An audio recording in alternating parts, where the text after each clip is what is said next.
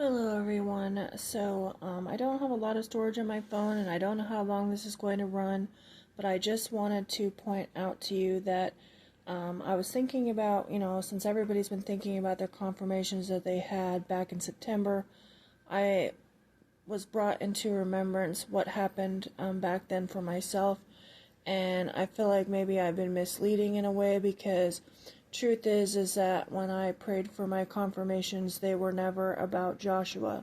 However, they still turn to Joshua because the person that I originally saw was this person.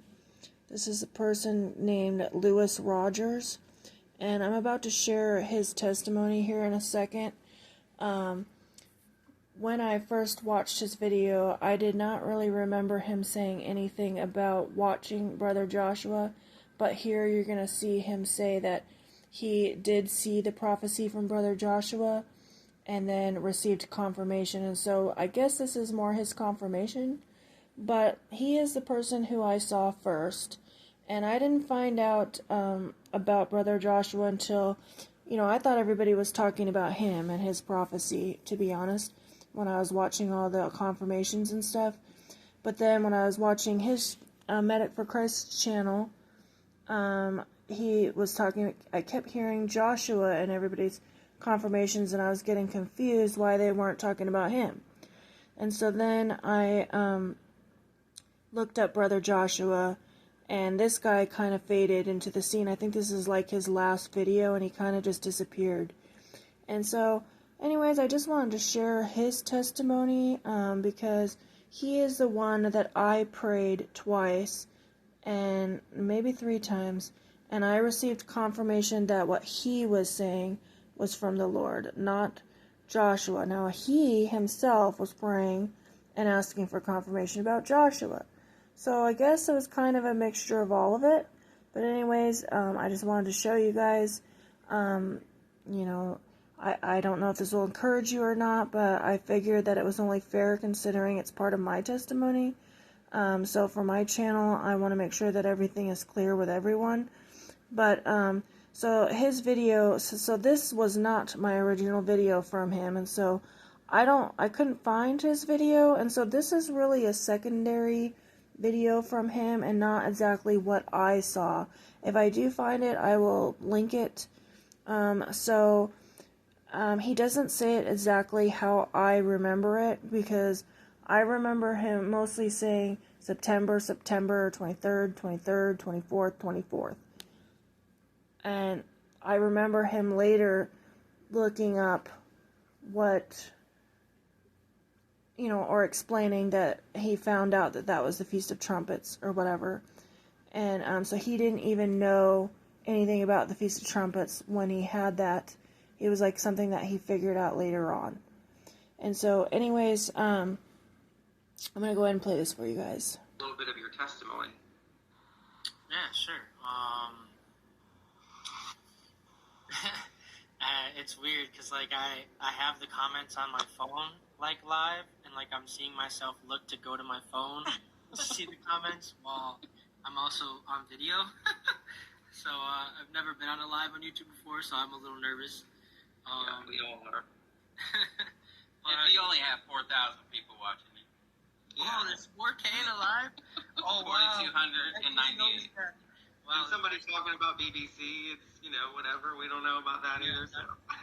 I wonder how that's gonna go down. But I'll tell my story, how I came to the Lord. So, I'm Luis Rogers. I'm from 25 years old. I have a wife. I have a baby who's 6 months old. They're actually right next to me. But so when I was growing up, and I was raised in the Catholic Church my whole life, but I never really knew God. Nothing against Catholics. I'm not trying to come out against the Catholic Church, but I never knew who the Lord was. I didn't even know the Book of Revelation existed. I wasn't in my Bible. And in 2019, I had a drunk driving accident. And I don't even know how I survived that. Or 2020, actually, it was 2020 during COVID. And my car was literally like pancaked, and when the paramedics got to the scene, they were very confused how I was alive, because they seen how my car was, and they're like, it's a miracle. Like, you should be dead. And I was, now I'm thinking, my gosh, I'm gonna get arrested. I'm gonna get sent to jail. I'm gonna get a DUI. I'm gonna lose my license. I'm gonna do some time. And I knew there was 2 cops in my hometown that would have cut me some slack, because I knew them very well. And one of the cops showed up on the scene, and he was actually the only officer that responded to the accident. And he gave me a second chance. He just sent me to the hospital instead of putting me in cuffs and sending me back to the station to get booked. So, Lewis, I'm just going to interrupt you really quick for a second. Michael, are we able to enable slow chat? Unfortunately, that is something that everyone's going to have to do from their respective channels. So if you're a moderator on your respective channel, you'll go ahead and enable slow chat. That would be great. Okay. Sorry about that, Lewis. Go ahead. No, bro, you don't got to apologize in time. But, so I got back to, I was sent to the hospital, and this is going to sound really bad, but I had just gotten out of base, at my unit for the Army, so I was in full gear. Really silly. I used to work at the hospital that I was taken to as a security guard before I joined the military, and one of the security guards there, actually a really good friend of mine, strong believer in the Lord, but he was like, dude, they're going to send the results to your unit, you're going to get, they're going to see what happened, you're going to get some serious trouble. And so he ended up helping me out with the urine analysis, and they took his instead of mine. And so when they sent it to my unit, nothing came about it. So I knew that God had just given me literally a second chance. And I had always known that God was real when I was younger, but I never had a relationship with the Lord. Like, it was more just like, yeah, there's probably a higher power out there, I think God is real, but, that was just, this is how it was. And so after that, I started going to this church, this Protestant church in my hometown called Westfield Evangelical Free Church. And I just felt the Lord drawing me there. I started going there. My little brother and my dad had been going there for a while after my parents got divorced. And I started going there. And I was praying. Sorry, my son is going crazy right now. I started praying, asking the Lord, because in my past, I'll get to my past, what I used to be doing. I used to date a lot of worldly women, and I've always was, led astray from the righteous path because of that, and I was only looking for things in the world. So I was asking God, Lord, can I just get, if it be your will, I'm pleased to have a woman of faith, a woman who's going to lead me on the righteous path. And that same day, I heard a voice in my head tell me, and now I know it was the Lord, be patient. She will approach you. She'll come to you. So I was like, oh my gosh, I've never had a girl ask me out before or try and approach me. So 6-7 months go by. I'm still praying, asking for the Lord for this girl. I start going to this Bible study, young adults Bible study at the church. And I meet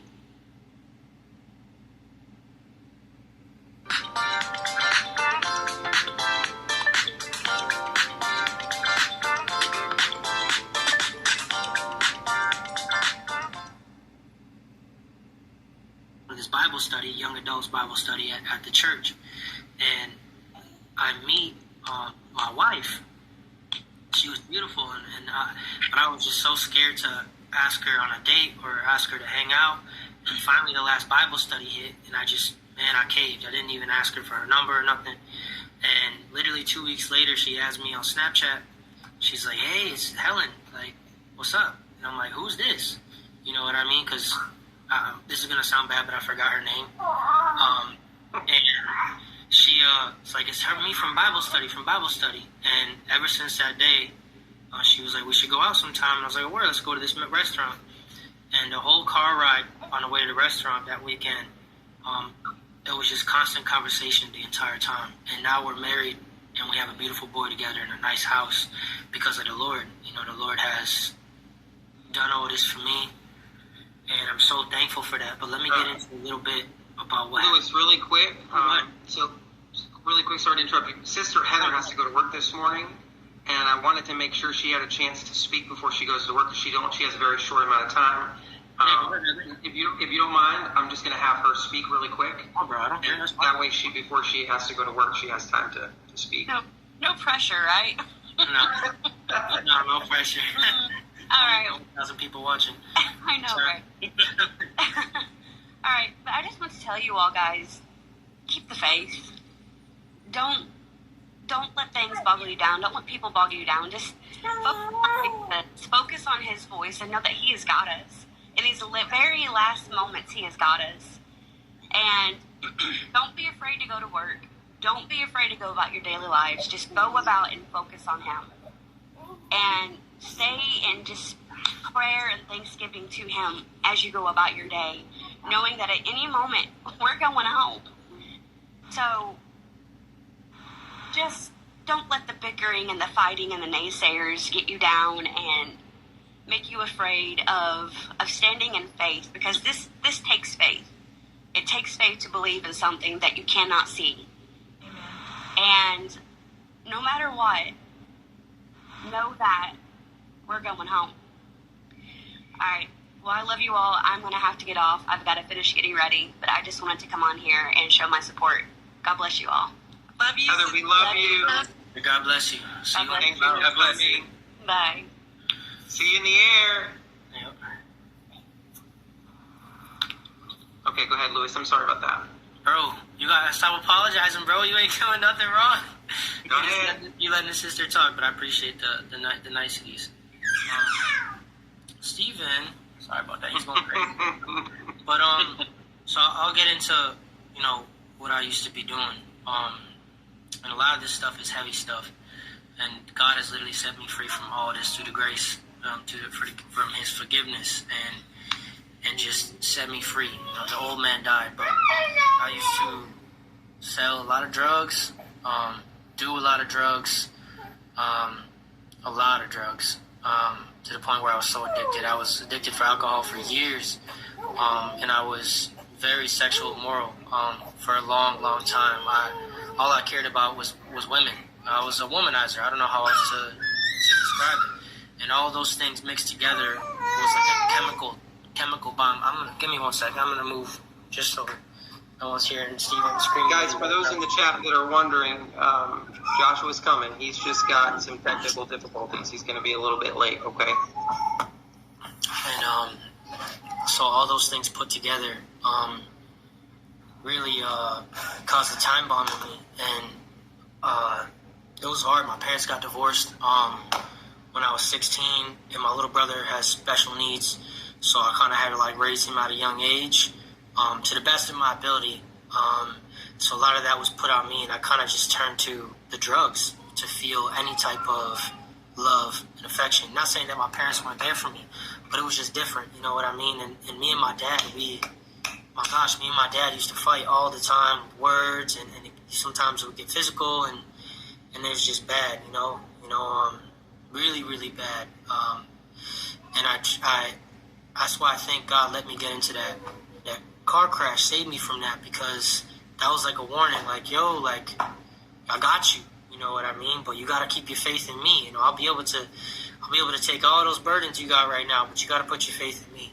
And after that, tell them a little bit, Louis, about your experience with the Rapture incident where the Lord spoke to you. Yeah, so on July 20th, so let me get into it. So, and I don't want this all to be about me. I don't want to take the floor too much. I want other people to speak, so please cut me off whenever you feel the need to. But, so I had seen Brother Joshua's video on God's Voice Daily. I think it was July 20th, July 19th I saw, 18th, somewhere around that. And watch what eggs do to your cat's body. Wet food or dry food? It's the question I've heard from cat parents for more than 50 years, and the real answer almost always catches them off guard. 19th, I saw 18th, somewhere around that. And I felt conviction when I watched that video. The best way I could describe it. But I also was like, man, I don't know if this guy's serious, but if this guy's serious, if this guy's telling the truth, if this is what truly the Lord had told this man, whew, I gotta get to stepping. And so I went home that day from work, and I told my wife, I'm like, yo, there's this guy from South Africa, and he's claiming that the Lord told him the rapture is going to happen during the Feast of Trumpets in 2025. And I struggled with that for a while. But I knew that if there was any truth to it, I'd have to really be sure. So that whole week after I watched it, I was just praying and fasting, asking, trying to hear from the Lord, if this is really going to go down. Is this man telling the truth? I have to know, God. Please tell me, because if that's the case, we got to warn more people. And I believe I was being warned by that too. Some things that I was doing in my life at the time, I needed to try and settle back on and work on some things. So July 25th, I was in my bed at night around 9:45, 10 o'clock at night, and I was actually watching another Rapture video of this pastor in Africa. I forgot his name, but he had said the Lord had taken him to heaven and shown him this like massive clock in heaven, and how we were on the last minute. We were on the 11th hour, 59th minute, and there was only 1 minute left for the rapture. And you know how YouTube videos will they'll do 30, 45 seconds, 3 minutes of like an intro, then they'll go to the whole video, the rest of the video. So that's kind of where I was at the beginning of the video, and it was like some of the main key points. I just felt the Lord tell me to pray. So I started praying. I'm like, yo, come, Lord Jesus, come. I said it 3 times. After the 3rd time I said it, I can't even begin to explain to you. I tried to the best of my ability, but God literally physically manifest. I couldn't see him, but I felt the presence of the Lord, the strongest I've ever felt in my entire life. I don't know how to describe it. You know what I mean? It was insane. It's supernatural. That's the only best way I can describe it. Not of this world. And it was so profound. The Lord just kept telling me, warn my people, warn my people, warn my people. Tell them my wrath is just. It's coming, it's coming. Tell them my wrath is just. Tell them that in September 2025, the rapture is going to happen during the Feast of Trumpets. I just kept hearing it. It was like God was telling me over and over and over again. Like imagine if someone grabbed you and was shaking you, like warn them, warn. That's the best way I could describe it. And it got to the point where I was so in the spirit, I felt the Lord tell me to call my dad. I got my dad on the phone, and literally God took over my mouth. That's the only way I could describe it. I had no control of what I said. It was just everything that he just told me now started coming out of my mouth. And it's I don't really know how to explain it. It's hard to describe, because I knew it's like imagine there's a page in my head with a bunch of paragraphs. You know how when you normally talk, you just talk. You don't even really think about what you're going to say.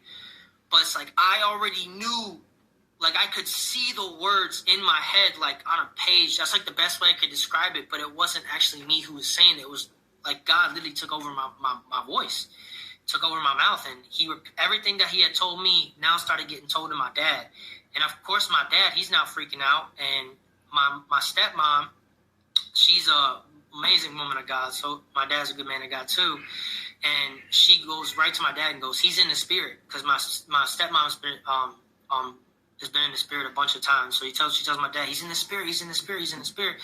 And it got so crazy to the point where, some people might not agree with me with this, but I'm going to backpedal real quick, 2 seconds. In 2015, my dad's dad had passed away from a heart attack, cutting grass in his front yard.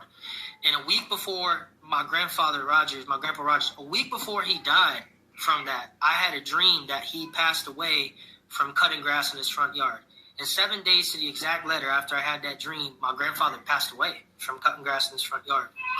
And my abuela, my mom's mom, had a vision after he had passed away that he was literally, the gates of heaven were being opened, and the Lord was telling him to come in, and all his family that had made heaven and her family in the past that went to be with the Lord forever were welcoming him into paradise.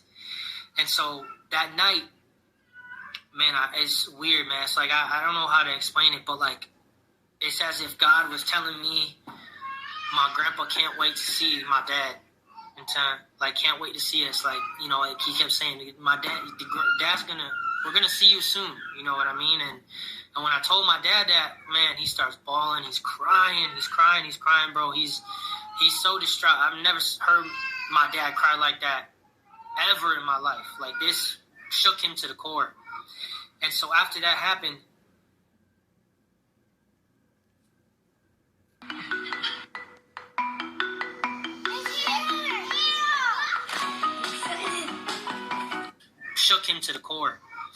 And so after that happened, I started coming out of the spirit, and I'm still shaking. I'm all crazy, and like I can't even describe. It's hard to describe. And I go pray in my bathroom after. I pray, take some quiet time with the Lord after that, just praying, just trying to get my bearings back. And so the next day I wake up and, man, I still struggle with it. I was like, I know what the Lord just told me, but it's like my flesh just doesn't want to hear it. And so later that night, I go back into my prayer closet. I go in my closet in my bedroom, and I spend time with the Lord. And my Lord, just please tell me again, if this is what you're saying is true, please, Lord, reaffirm it to me again. I'll beg you. Not even 5 minutes into asking the Lord, clear as day, September 2025, I'm coming to take my church. And that blew me away. And then the next day I had 2 different dreams. I was at a summer camp with my wife, and there was like the summer camp was divided between male and female. I don't know why I was there. But me and my boy were preaching to these people that the rapture is going to be in 2 months. You guys got to repent. Give your life to the Lord. His blood will wash you clean. And they're like, nah, we don't care. Like, they were really they were cussing me out. I got so upset that I rebuked myself in the dream. I swore at them. I was very upset. I asked the Lord for forgiveness in the dream. But then right before it ended, my wife called me. She's like, on the other side of the women's camp, she's like, you're not going to believe what just happened. I'm like, what's going on? She's like, Jesus just came to me and told me he's taking us home during the Feast of Trumpets in September 2025. And the dream ended. And then right after that, I had another dream, and I was on this beach. And what's crazy about this dream is a brother who's seen my original testimony, he thinks we shared the same dream. Because 6 months prior to me having my dream, he had the same exact dream. I was on the beach. It was like the most beautiful beach I've ever seen in my life. And the Lord was with me. And he asked me if I want to go on a run. And I haven't had a dream about Jesus in a long time. The last time I had one, I was about 10, 11 years old. I can get to that dream later, but we were walking on the beach together. He's like, you want to run? Let's go for a run. So I'm like, yeah, of course we'll go for a run. So we start going for a run, and he's like, can you catch up to this guy? And there's this other brother, and I'm like, oh, I'll try, Lord, I'll try. Man, I'm running as hard as I can. This brother was like Usain Bolt, dude, or Noah Lyles. Like, he was so fast, I could not catch up to him. And before the dream ended, the Lord was like, I can beat both of you in a race, right? And the dream ended. And then the brother who I was talking to you about, he had the same exact dream 6 or 7 months prior. And he said he turned around and there was another brother running with the Lord, and he won the race. So I'm wondering if me and him shared the same dream. And so later that day, one of my good friends, or 2 days after that, I'll make it quick. I've had so many confirmations. A couple days after that, my boy, I told him for his name's sake, I'm going to keep his name out of it. I love him. Good man of God. He's like, bro, I'm not going to lie to you, but, I think it was the devil that came to you that night. I think it was the enemy that came to you that night. I don't think you heard from God. And so that broke me to the core. This is coming from one of my good friends. And I'm like, I know we're supposed to discern, test the spirits. And I've prayed about it so much before I even talked to him. And I've gotten confirmation over confirmation. But now in my head, I'm like, oh my gosh, like, what if that's the case? Like, what, I started just questioning everything. And so I'm supposed to be at Men's Warehouse that day. I go to Men's Warehouse because my buddy's supposed to get married this week. My best friend is supposed to be in his wedding. So I'm getting my suit fully finished. And my wife, I'm just broken down in this place in Men's Warehouse in Holyoke, Mass. And my wife sees me and she's like, she just sees how distraught I am. I'm so distraught. I can't even explain to you the feeling that I had. I don't wish that feeling upon anybody. And I'm in the room changing. My wife starts praying. She's like, Lord, please, if this is please give my husband one more confirmation. Please let him know, Lord, if this is really going down, if he really heard from you, is this happening? Please, Lord, let him know. Tell him, Lord. Give him one more confirmation. And so before she even said amen, I better move it because my son's still screaming really loud. Before she even said amen, the tailor that I was working with while I was in the changing room, the tailor that I was working with came over to my wife and said, hey, I love what your husband wrote in his dress pants. And so she's confused because she's like, what did he write in his dress pants?